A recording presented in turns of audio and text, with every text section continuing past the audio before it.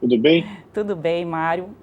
Estamos aqui no momento de estreia, uma estreia aqui no Valendo, e com uma notícia super quente, né, que é essa decisão do Prêmio Nobel de laurear a Maria Corina Machado, que é a líder da oposição lá na Venezuela. Então a gente já vai começar direto nesse tema, Mário, porque acho que a gente tem muito a comentar com relação a isso, mas queria primeiro ouvir sua impressão com relação a isso. Eu sei que você já fez uma coluna, hoje está lá no portal do Metrópolis. Te surpreendeu a escolha dela?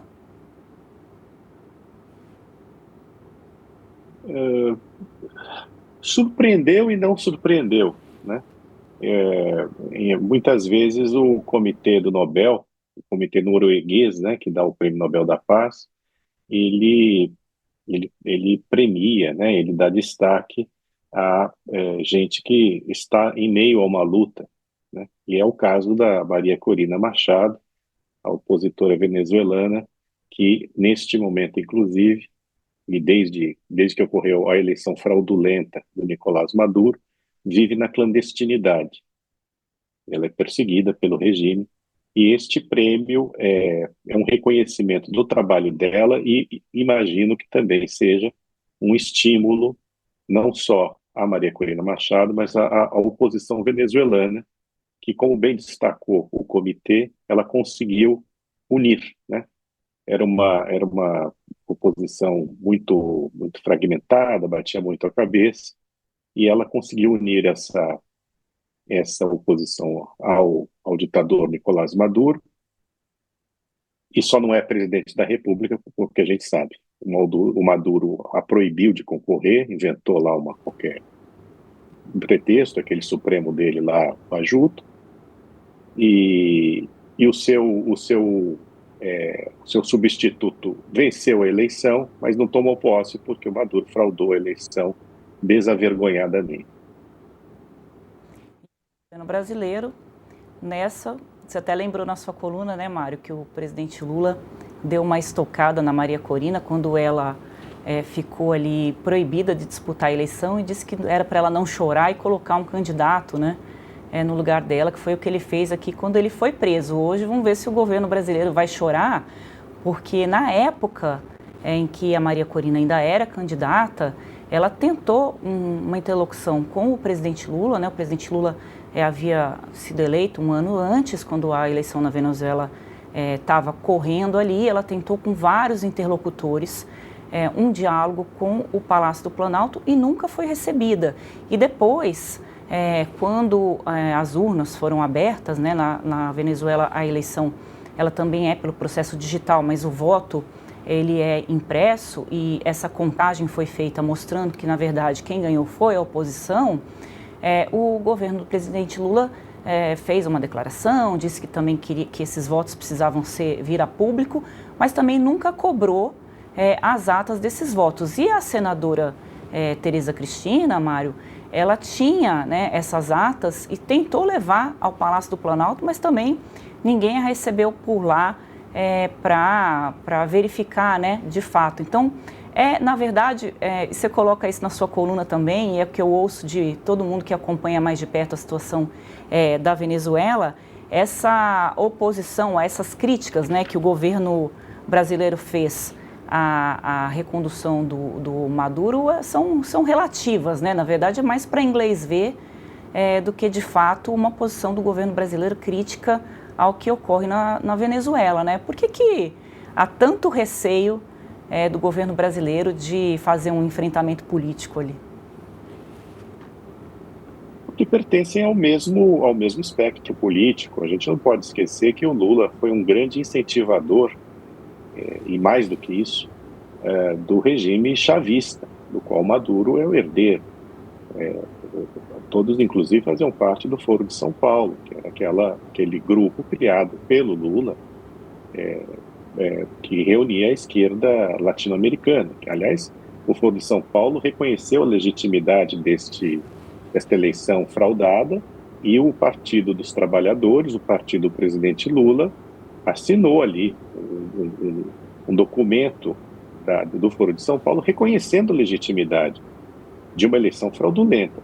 O que você tem é um governo um governo brasileiro, obviamente, em maus lençóis nesse aspecto, porque você tem esse presidente que apoiou o Maduro, apoiou o Chávez, e que eu acho esperava uma vitória menos escandalosa, digamos assim, do Maduro, mas a coisa ficou tão evidente que a fraude que o governo Lula resolveu tomar uma distância, né? O próprio Lula. Mas é uma distância que oscila aí entre a cumplicidade e o cinismo, porque também não denunciou, não teve nenhuma, como você fala, não teve nenhum papel de enfrentamento político dessa, dessa dessa questão, que é uma questão muito grave. Né? A Venezuela, um quinto da população da Venezuela saiu do país em função da crise gerada por essa ditadura, criada por essa ditadura, que vem desde a época do Chávez. Hoje você tem por exemplo, eu estava lendo agora um jornal estrangeiro estava relatando as pessoas não podem comemorar a, a Marina Corina Machado, o recebimento do Nobel. O regime está de olho, o regime prende, o regime ambienta. Como eu falei, a Maria Corina Machado está na clandestinidade. E só Então, não foi presa porque seria uma comoção ali que poderia ficar muito ruim, né, pro Maduro, né, Mário? Porque também, senão, já estaria também presa, como ele faz com todos os opositores ao governo dele, né? Já são 25 anos de poder, né, desse regime na Venezuela. E você tem, neste momento, os Estados Unidos do Trump parecem muito dispostos a enfrentar o Maduro. Né? O Maduro, para o governo americano, é o chefão de um narcocartel transnacional. A cabeça do Maduro está a prêmio nos Estados Unidos, 50 milhões de dólares. Então, você tem, além de ser um ditador sanguinário, chefe de um regime autoritário que se perpetua, como você disse, há um quarto de século, você também tem esse fator. Ele é considerado um criminoso internacional ligado ao narcotráfico. Na conversa do Lula com o Trump, transpirou que o Lula teria dito ao Trump que era preciso ter uma solução diplomática e não uma solução pela força. Porque o Trump também começou a bombardear, né, destruir barcos que, segundo os Estados Unidos, fazem o tráfico para os Estados Unidos de droga trazida da Venezuela. Então você tem uma situação muito tensa ali na região, e eu não vejo como possa haver uma solução diplomática. O Maduro agora está oferecendo petróleo, né, facilidades ali de acesso americano ao petróleo, que é a grande riqueza venezuelana, tentando se segurar, apostando que o Trump, o lado de homem de negócio, de businessman do Trump vai prevalecer. Mas não há nenhuma garantia disso. Eu acho um prêmio muito interessante, esse prêmio Nobel, como eu falei, porque foi dado a alguém que está em meio a uma luta, né, pela democracia e tudo mais. Eu não estou ouvindo. Tá me ouvindo? Agora sim.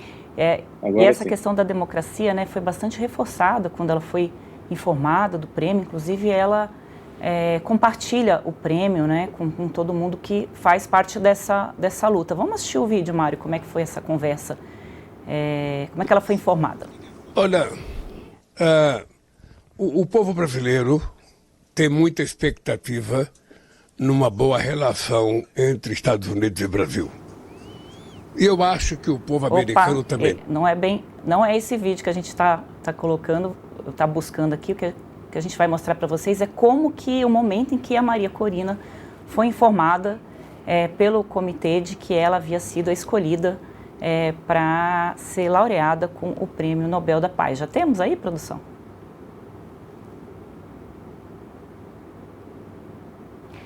Essa condecoração foi decidida no dia de hoje. Havia uma expectativa do Donald Trump de que ele seria o escolhido, né?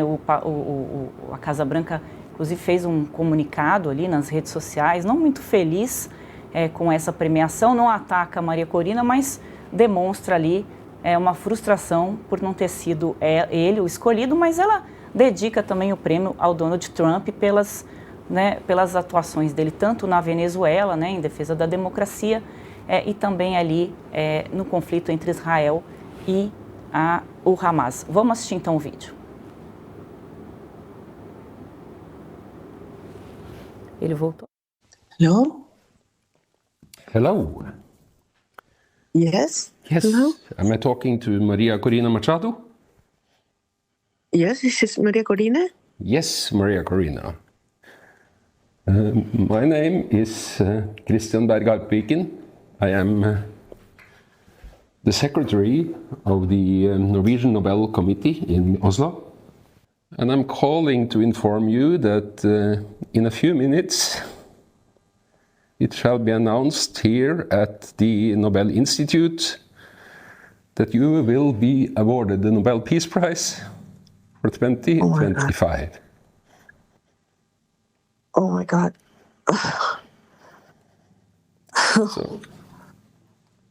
So the warmest congratulations to you, Maria. Oh my God. Oh my God. Well, I have no words. I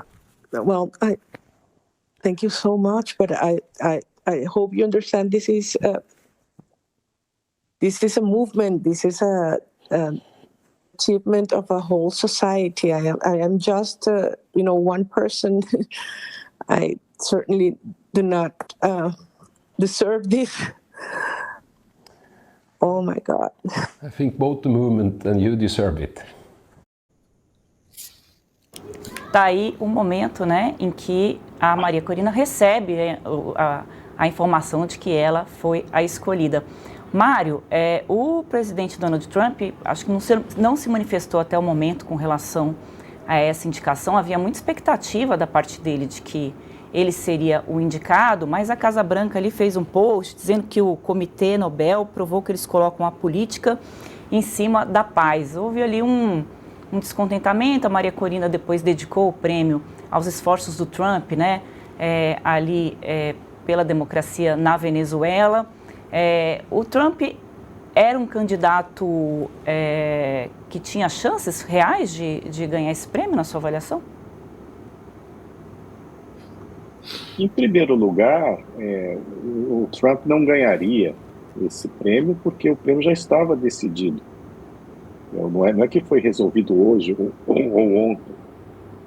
O prêmio já estava decidido. Me parece que ele já estava decidido até o dia 3, ou algo assim. Eu andei lendo. Mas é decidido com antecedência. Uma vez decidido, não se volta atrás. Você entende? Não é em cima da hora. Agora, o Trump ainda tem chance de ganhar o Nobel, acho eu, no ano que vem. Né? Porque não necessariamente o Nobel da Paz ou qualquer outro Nobel premia gente que está fazendo alguma coisa naquele exato momento. Né? No caso da ciência, por exemplo, tem premiados que começaram suas pesquisas ou terminaram até mesmo suas pesquisas em 70, 80. Né? No caso do Nobel da Paz também. Eu acho que o Trump mereceria mais o Nobel da Paz do que o Obama, que ninguém entendeu muito porque que o Obama ganhou o Nobel da Paz com apenas um ano de mandato sem ter terminado guerra alguma. O Trump não, o Trump de fato, apesar de todas as contradições dele, no caso de Israel e Hamas, o trabalho que ele está fazendo é um bom trabalho. É óbvio que a gente não tem garantia se a segunda fase desse acordo irá vingar da maneira como se espera, mas de qualquer forma, o simples fato dele ter trazido os reféns de volta, ter conseguido fazer com que o Hamas devolvesse os reféns, né, ele e os demais países envolvidos nas negociações, é um grande feito. Agora, o Trump tem um problema, né? Vários problemas, aliás. Mas o problema do Trump é que ele é muito desagregador. O Nobel da Paz veja, ele merece pelo que ele está fazendo em relação a Israel e Hamas, mas a atitude dele em relação à Ucrânia é bastante ambígua. Ele tem uma relação meio complicada com a Rússia, né, com o Putin, e no fronte interno ele é muito desagregador. Quer dizer, a sociedade americana é uma sociedade muito conflagrada, muito em função do Trump. Eu acho que isso prejudica bastante a candidatura. Não significa que ele não possa ganhar, mas você entende? Não é que é um personagem que tem uma única faceta pacífica e democrática. Veja, ao mesmo tempo que ele defende a democracia na América Latina, ele, nos Estados Unidos, ele impõe censura, ele persegue adversários, faz com os adversários o que ele diz que os adversários fizeram com ele. Então, tem essa personalidade, que é uma personalidade desagregadora, né, Andresa? Pois é, ele estava ali esperando, tanto que passou o recibo ali com essa mensagem. Vamos ver se daqui pro final da semana ele desfaz o bico, né, a birra, mas realmente a decisão... Você sabe que eu... Desculpa. Imagina, diga. Desculpa interromper, Fábio. Não, eu ia dizer que né, já estava escolhido, você tem razão, foi antes também do anunciado o acordo de paz. Acho que ele queria ganhar ali pelo conjunto da obra, por ser ele quem ele é, né, assim como foi o Obama, né, mas tem todas essas questões aí. E foi ruim, né, a forma como eles se manifestaram até agora com relação ao prêmio, até porque depois ela dedicou o prêmio ao próprio Donald Trump, ficou um climão ali com relação a isso, né? O que eu ia dizer é que, aproveitando a sua deixa, é que na Venezuela, os correspondentes europeus que estão lá dizem que este mal-estar está sendo usado pelo regime para dizer que o Trump não apoiará mais a oposição ao regime do Maduro. Para causar ali uma certa instabilidade e tudo mais. Num país totalmente fechado, talvez isso tenha algum efeito desestabilizador ali no momento, né, sobre a população que se opõe ao Maduro, que é a maioria da população venezuelana. E onde já é até Natal, né, Mário? Porque ele antecipou o Natal de novo, porque segundo ele é assim, né, para dar felicidade para o povo ali da Venezuela. Então, pode-se fazer qualquer coisa.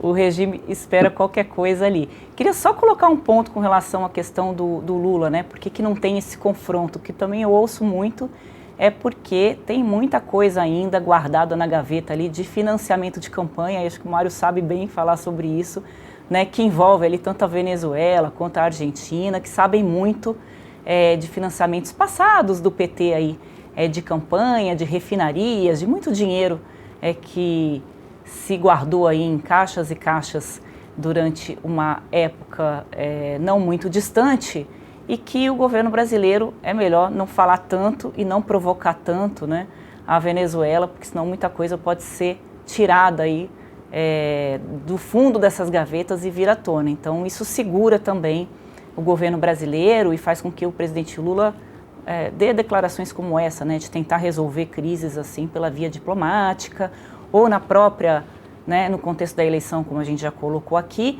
o governo brasileiro faz um discurso para dentro do país dizendo que questiona o resultado da eleição, mas na verdade tinha até representante do governo brasileiro ali na posse do Maduro, e a Maria Corina nunca teve interlocução com o governo brasileiro, por mais que tivesse procurado. Na época eu até conversei com ela na época da campanha, e ela dizia isso, né, que ela tentava conversar e não conseguia com o governo brasileiro. O governo brasileiro ainda não se manifestou com relação ao Prêmio Nobel. Pedi para a produção me informar aqui, já que a gente está ao vivo, se teve alguma manifestação para a gente poder atualizar aqui